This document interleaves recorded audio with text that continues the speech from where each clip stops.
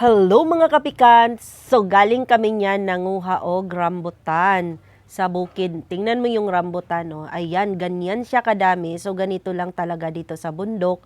Pag masipag ka manguha og kuan, rambutan, makakaon ka. So sa kapitbahay lang yan, no? Hindi nila binebenta yan, pinapamigay o pinapakain lang siya. So ganito kaganda ang view sa bundok. So, masarap lang siya tumira dito pag may budget ka. Kasi pag wala, mauubusan ka talaga.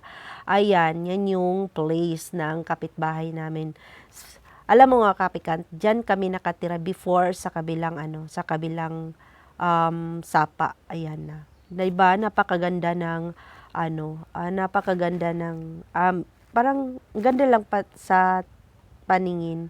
Puro green yung nakikita mo, as in ang fresh talaga ng mga nakikita mo pag ikaw ay nasa bundok. Walang stress. Kung meron mang stress dito is yung lang, pag wala kang pera, ayan o, nagiinuman, tuba lang yan pero napakasaya. Ayan. Ayan, sobrang na siya. Then, pauwi na kami niyan. Yan yung dala naming rambutan. Hiningi namin doon. So, ayan, pauwi na. Yan yung sapa. Medyo, na siya, hindi siya ganun kalalim kasi walang ulan. Ayun na, yung kapatid ko, pauwi na kami niyan. Doon sa Babuyan. Doon na kami uuwi niyan. Ayan na guys. Thank you for watching. Medyo hindi maganda yung voice over ko ngayon.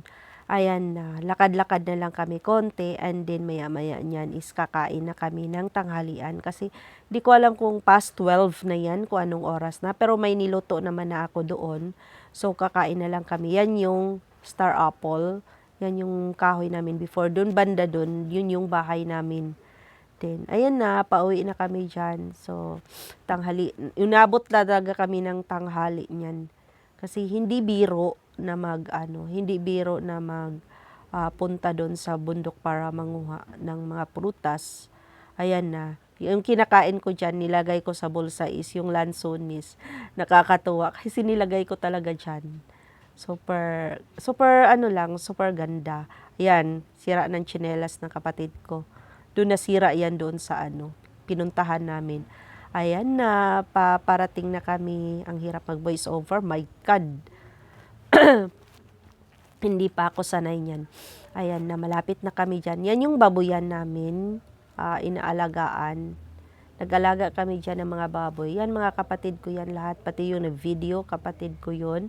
And then, ayan na, malapit na. Din kakain na kami yan. So guys, thank you!